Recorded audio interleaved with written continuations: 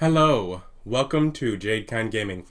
My name is Adam, and today I will be unboxing Doctors and Daleks, the Collector's Edition, by Cubicle 7, the Doctor Who role-playing game that is based on the 5th edition rules. There is the old Doctor Who Adventures in Time and Space, which I think is now just labeled Doctor Who RPG, which is its own separate rule system, and which I have quite a few books for.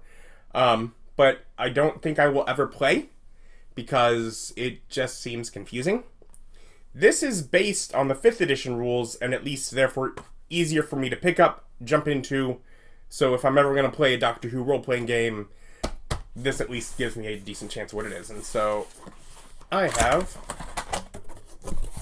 here Collector's Edition slipcase, which we will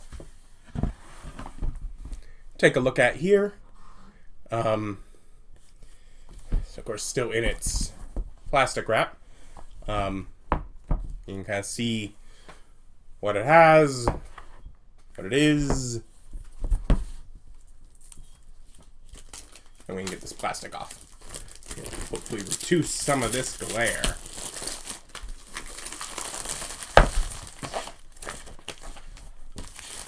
This has all 3 books, exclusive GM screen, and this is obviously, like, I just opened it up. I have PDF versions and have kind of looked through it, but it's sort of a flip through and impressions, because I certainly haven't read through it at this point, but I have some ideas and thoughts and really just wanted to spread word because at this point, unless this does really well, it's only ever going to be the 3 books.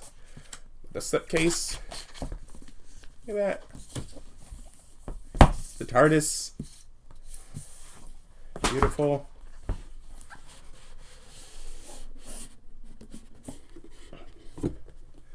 Sturdy. And sure. We can do Player's Guide first. Which of course is up into the awareness that there is 2 David Tennant doctors, which was not the way it was when I first pre-ordered it. It definitely, continued to be worked on as they went. Of course, beautiful imagery from the show.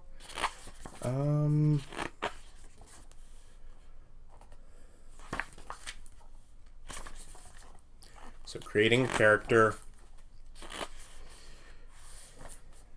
Let's see. You can't all play the Doctor. So you can play the Doctor and old companions or new companions, or perhaps unit or time agents, or whatever it may be. But or of course you can be your own team, your own Time Lord and etc. Do whatever. But you'll want species, class, background, connections, and such. So to give an ideas. And so we'll look into the species. And it does note, with Game Master permission, you can play human and just swap a feat for the endless diversity feature that they give to humans, because humans, for example, +2 to any one ability score of your choice, +1 to any other, and then can choose one of proficiency and perception, reroll, like lucky, which is whatever, like the halfling, lucky, brave, advantage on saves versus frightened. Not all of these are equal, obviously.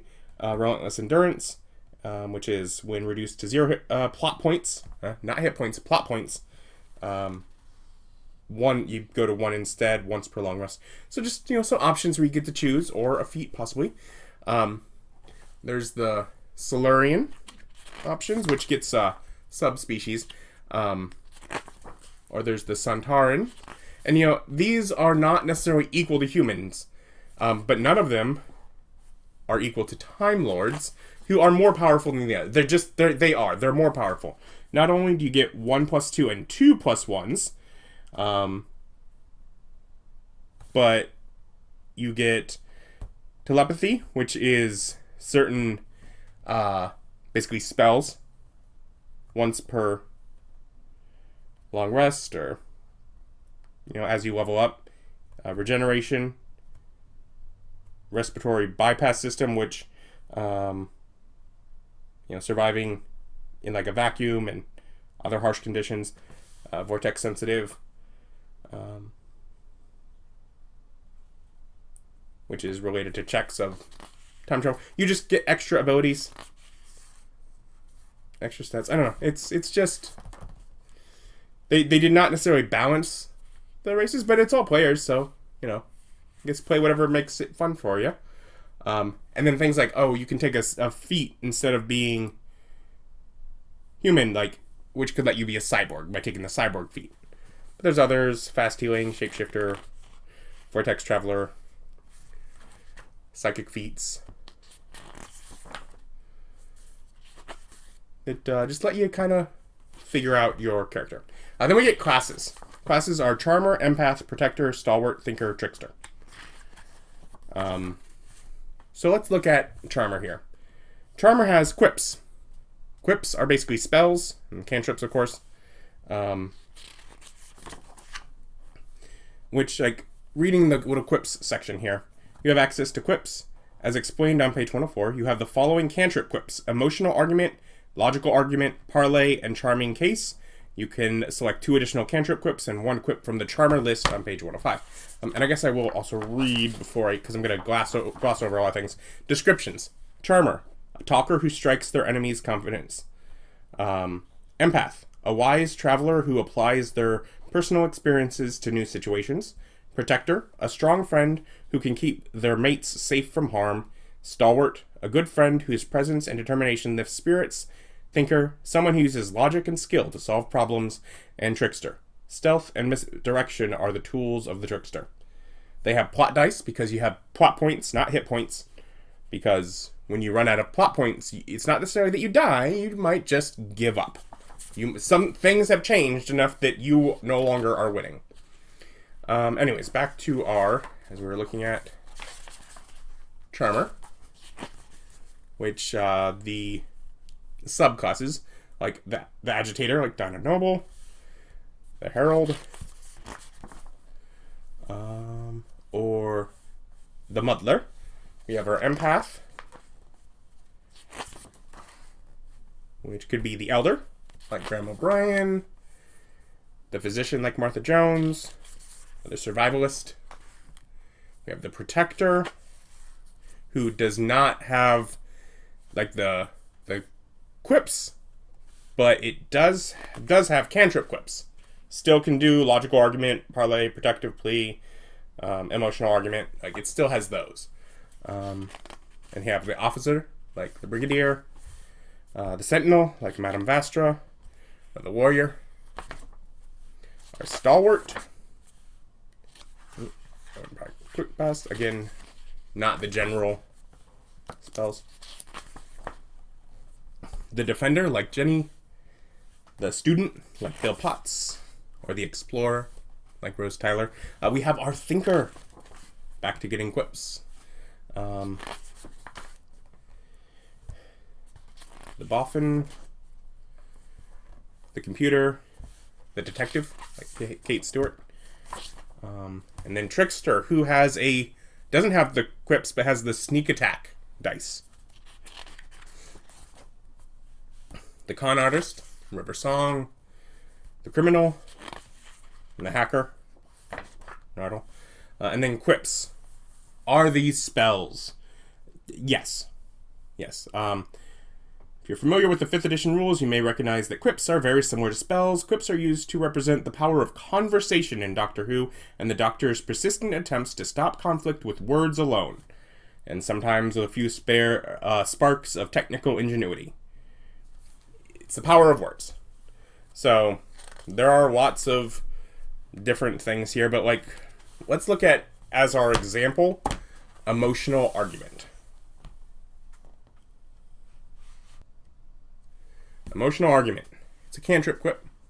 Action, range 60 feet. A creature in range that can hear you. Verbal, instantaneous. All classes can take it. You appeal to the emotions of the target, damaging their resolve with your argument. If the target can hear you and understand you, it must succeed on a charisma saving throw against your class saving throw DC or take 1d8 emotional damage. Because there's intellectual damage, emotional damage, etc. You know, these are new damage types because it's plot points, and you can wear them out emotionally. Higher levels does more damage, like a cantrip, and alternatively, you can argue with multiple people at once. 5th level, you can use equip to target 2 different creatures, dealing 1d8 emotional damage to each of if they fail their saving throws. So at higher levels, you could also just target multiple. Alright. And then other ones, different arguments that might deal some more emotional damage.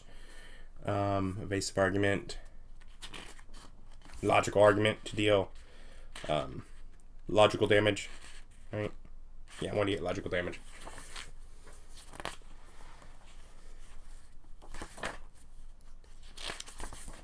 And then we get our other quips, which are leveled. Bolstering encouragement. Demoralizing declaration. Disarming dialogue. Diverting dispute. Exposing argument. 2 other things.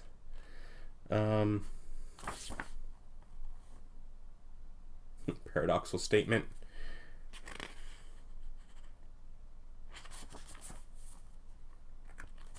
Taunts, etc. And then it gives options for spells as quips, which might be things like Death Ward could be we'll get through this, and just renaming them, giving the level prerequisites.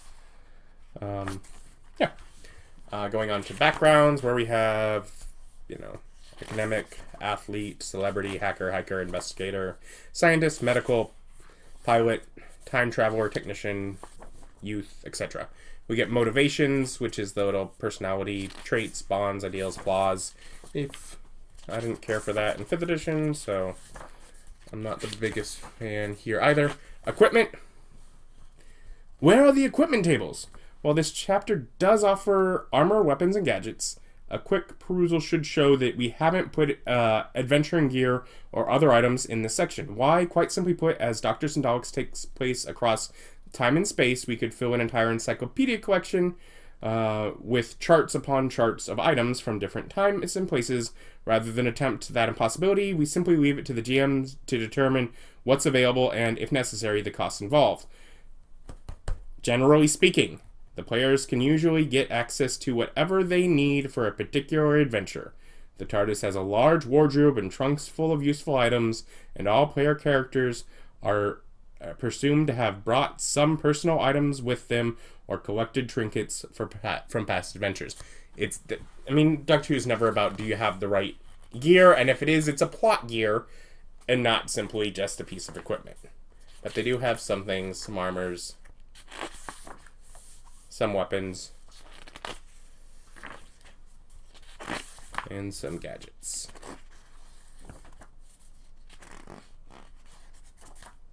Which includes psychic paper. Playing the game goes over tech levels from 1, primitive, 10, Time Lord, and then up to 12 beyond that. Different skills, especially as certain skills like history, science, and engineering work a little different than they did in 5th edition, or weren't in 5th edition alternatively. And then some things like, for space, atmosphere, radiation, vacuum, decompression, gravity, things that are, special rules for this. There you go, customizing emotional and logical damage. Do not kill. Basically, if you're using your arguments, it's non-lethal.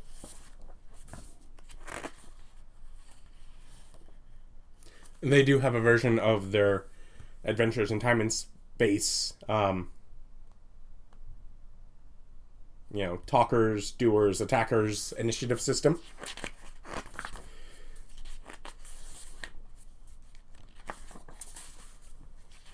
Time travel. Things like TARDIS rooms, and vortex manipulators. Just different things for creating your time machine, whether you have a TARDIS of your own, or however you're getting about through time. And just some charts for interesting properties.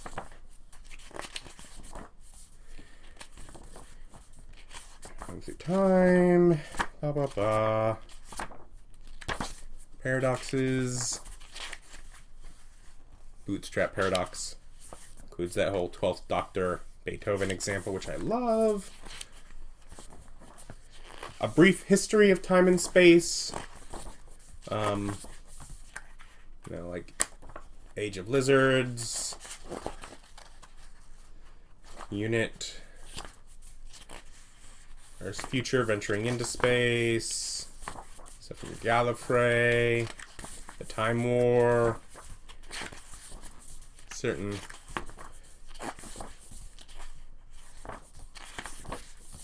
things. Game Master.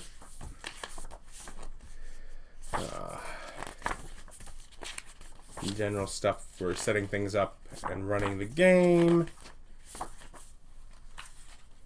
It's an digital energy converter, or a proto-gyroscopic oscillator, or just techno-babble table. Great.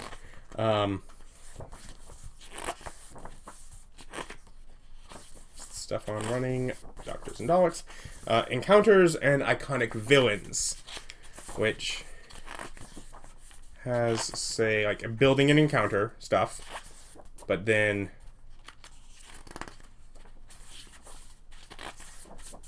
things like a stat block for a Dalek, while we're going to get more Daleks later, or a stat block for Cyberman, while we'll get more later, or a stat block for the Master, but I think this is the only one that we get.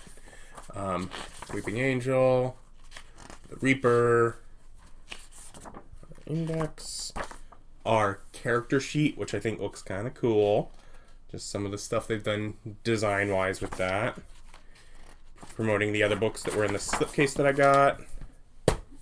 Alright, Doctors and Daleks. Keys of Scaravore is the next book that's in this little slipcase, and I didn't bother downloading the PDF for it. It is an adventure. Actually, let's look at the back of it first. The Keys of Scaravore is a collection of 4 new connected adventures for levels 1 through 5 that lead the characters to the Wild West and distant worlds, encountering Draconians, Silurians, Zygons, and more, before finally facing the terrifying Scaravore itself. So we get a number of encounters, stat blocks at the back.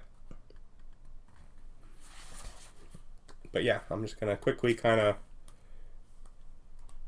flip through, because I have vastly limited interest in the idea of a pre-made adventure, though it certainly might be helpful with a new game system always, even if you don't run it, just to kind of look through and see, like, what are you intending this game to be run as?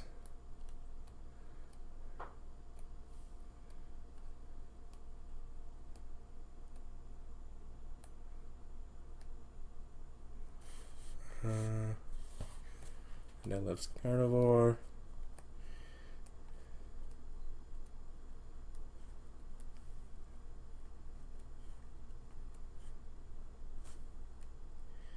And then appendix.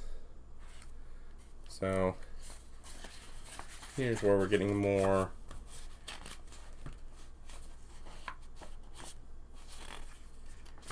stat blocks.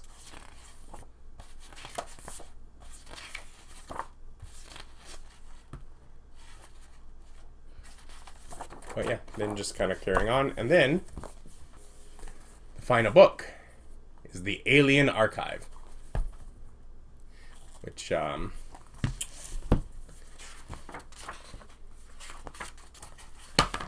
has monsters from the Atraxi to Zygons.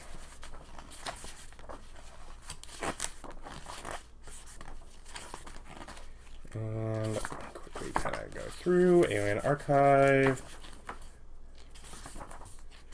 And some of these have quite a few pages. Some of them have basically a page in here. Or I guess a few pages, but I don't know if anything has really just a single page, because they have information. Like we get clockwork robots. We get some background, motives, agendas, encounters with them, how to use them, adventures with them, stat blocks, clockwork robots, half-face man, since we've seen them a couple times. Let's go into Cybermen. Ooh, and I just love this. This is one of the things I love about this book. Is just some of the art that they have assembled, where we get, from this to just like the different looks of something over time.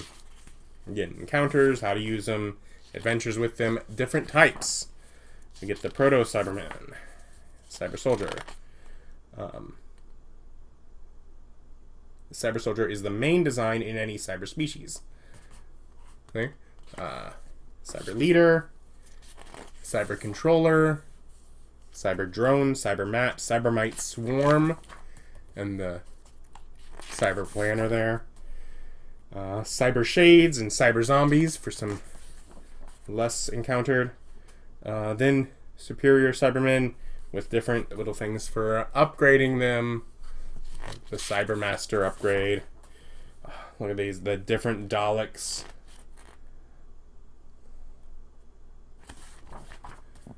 Again, the same kind of thing, or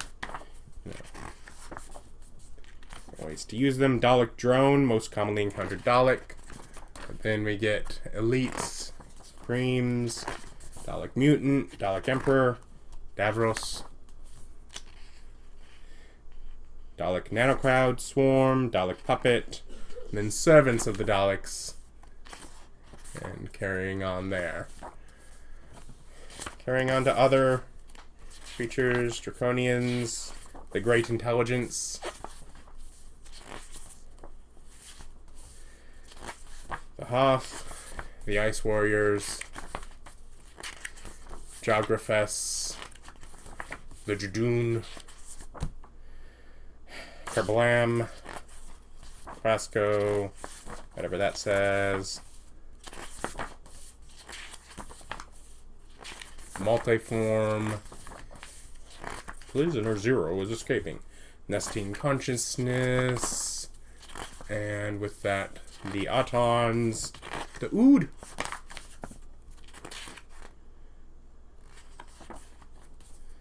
Pating, Saturnanians, Silence. What was that last one? Anyways, Silurians, including one Lemur and Welsh, two different variations. Warrior, Sea Devil, Suntarans, Nastenza, Matt,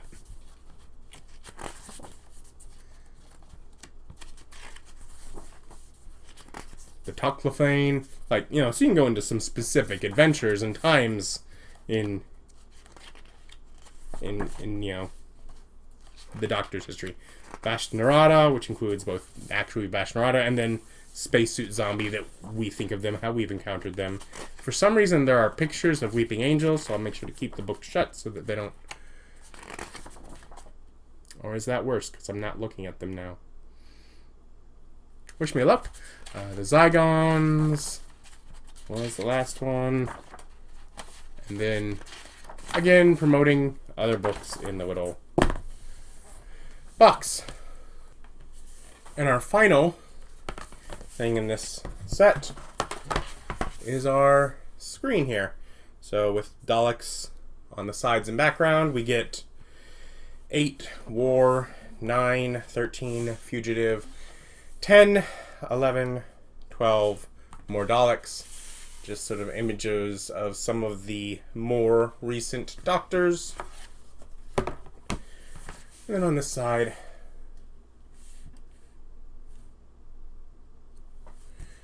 plot of course, paradoxes, TARDIS damage, navigating vortex, sticking the landing, just things like crash landing, out of place, like little stuff with traveling through time.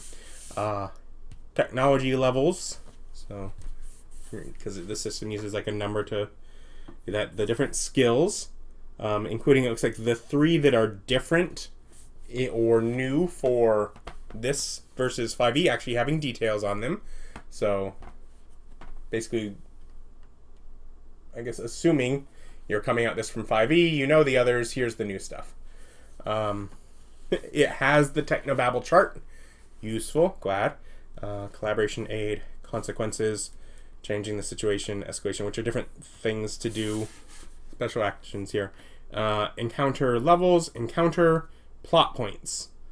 So based on number of players and what level they are, how many plot points, how many hit points the encounter has. Because it doesn't have to be a monster. They can argue their way with something that's not a monster and have a certain threshold they have to reach to get through it. Environmental actions, damage, different ways to describe emotional damage, like low damage. The emotional point put forward causes you to momentarily question your beliefs, or high damage. Your conviction crumbles in the face of such an emotionally powerful argument. Logical damage, bludgeoning, lightning damage from a laser carbide, fire damage from an explosion, and different ways just to describe the damage. It's only one little sentence for each, but at least it's something. Initiatives, they're talk, do, attack. Talk, if you talk, you are conversing with the NPCs and enemies, either through roleplay or using equip.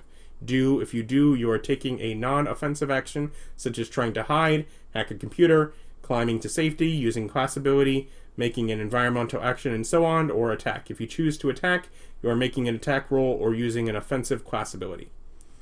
So, instead of talkers, doers, attackers. And then retreat, DC table. And there we go. So, again, fairly brief look at what is a 3-book set. But if you like Doctor Who and you play D&D 5th edition, I would highly recommend looking into it. It looks fun. I like the concept. Like the doing the logical and emotional damage makes it an interesting concept for feeling like Doctor Who using the 5e system. I think it was clever. I find it clever. And I hope that it does really well and they consider putting out more products for it, because I think I will continue to collect stuff for it, as I'd rather have books for this than the Adventures in Time and Space game that I'm not really going to play. But I love Doctor Who and I love role-playing games, so I'm going to collect something, right? But yeah. I'll link down below where you can pick up whatever is available for the Doctors and Daleks line, whether you want to just get, just the player's guide, which included in the back, a Dalek, the Master, Cybermen, a few others, to do a basic bit of gaming even without the Alien Archive, so.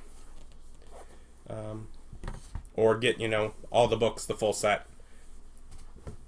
Fun times. I like the cool. I got it with the slipcase that looks like a TARDIS, because that's fun. But yeah, I'll link down below where you can find some of it. Thank you for watching. Like, comment, subscribe. Bye.